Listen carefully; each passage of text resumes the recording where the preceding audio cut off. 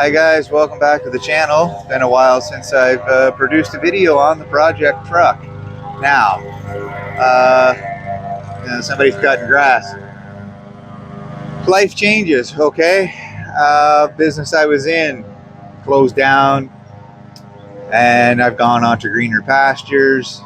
And that being said, I don't have as much time as I used to have. So when I have time, I am trying to do some work on the project truck, okay?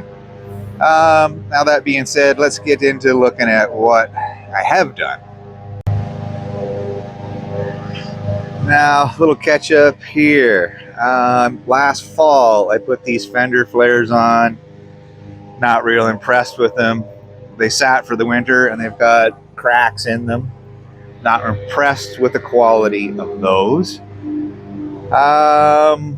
They got to come off so we can get started. New tail light fitted on this side, and we had some rust blistering through the primer because this sat far too long before now that I'm getting back to it.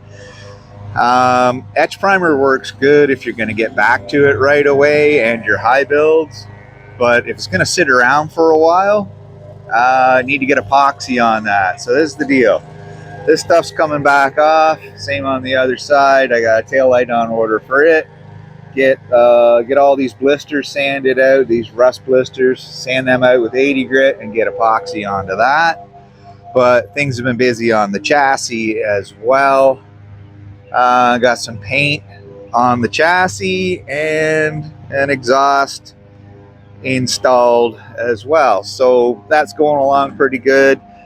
I'm working on the project when I have the time, but it's really hard to make a video when you're just spending a minute here and a minute there trying to get stuff done.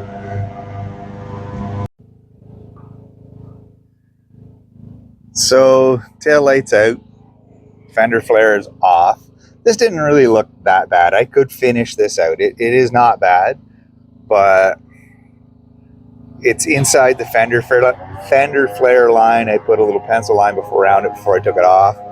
Anything inside the pencil line is the flare. It's going to get scuffed when it gets time for paint, but I'm not going to try to restore all these lines. I'm just going to carry on.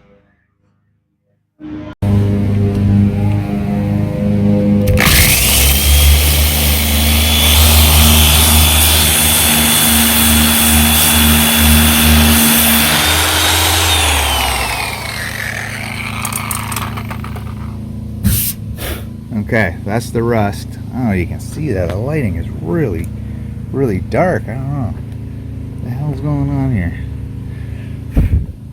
You can see that, I hope. Let me see if it'll. Nah, I can't do that. Anyway, rusted underneath. This all has to go.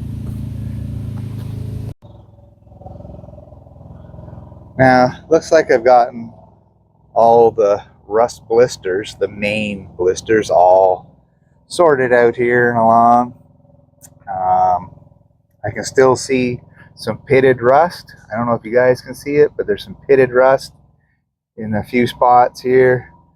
I got some soda, baking soda in the little hand blaster, and I'm just going to hit those areas that I see those embedded rust bits, because I want that rust gone. So, quick recap.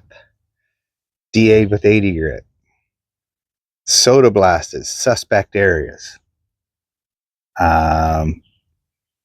Sanded it with some 220 around the edges. Hopefully that'll create enough of a feather edge.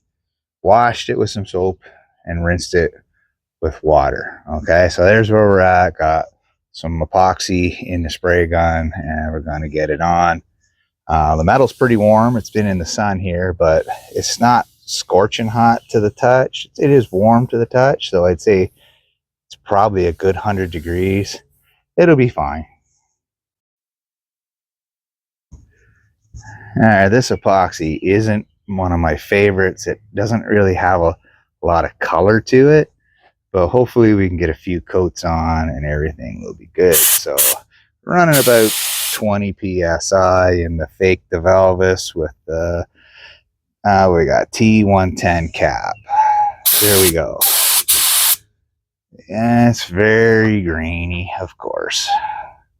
Let me turn the fluid down a smidge.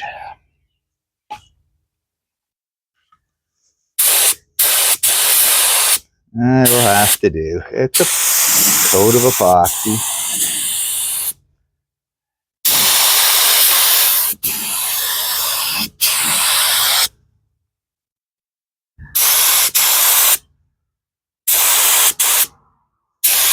Not to get it too wet. I don't want it running off. It's not really cooperating here.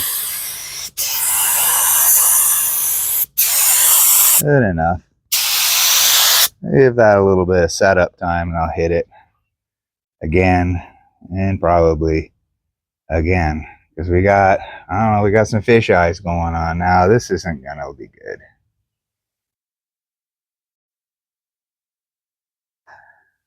All right, crisis averted. These areas, yeah, they look kind of funny. Took a microfiber cloth and I just put it on there and ripped it off. Same thing there. Whatever the contamination was came off with the cloth, and then I just blew it in. Yeah, this is considerably thick. Whatever happened, poor gun setup that I didn't check, you know, or whatever.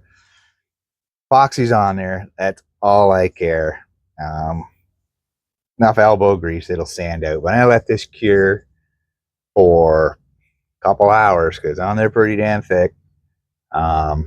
I'll mix up some high build and I'll spray all these areas because I can still see the outlines of where the sanding was.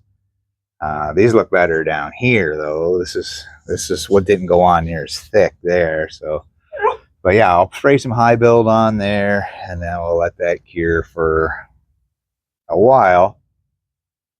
But in the meantime, I can, I guess, guide coat and start block sanding these other areas around the epoxy area. All right, so as bad as it looks, the epoxy has cured down enough. I can put some high build primer on it. I got some Dominion Sure Seal in the same gun. I got it dialed in a little better this time, so it's not completely out of control. I mean, there's a lot of epoxy on here. I may end up actually blocking out epoxy, but we're going to get over top of these bad areas first.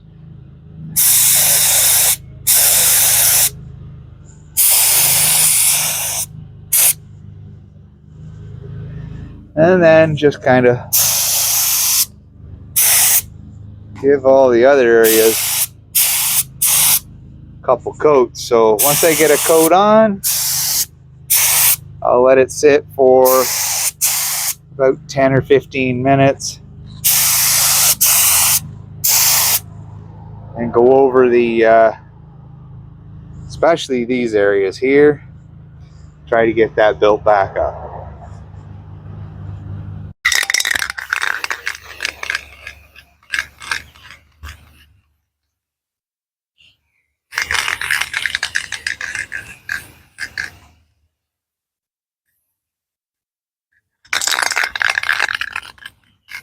All right, so I just finished applying the guide coat. I'm gonna leave this video here. This is the end of this part. Come back.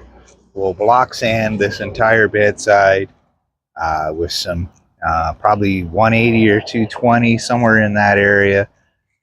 Get it smooth, find all the imperfections to repair, and then get another coat of obviously primer on it and get it prepped for paint. Okay, so in the next one, guys, as always, peace.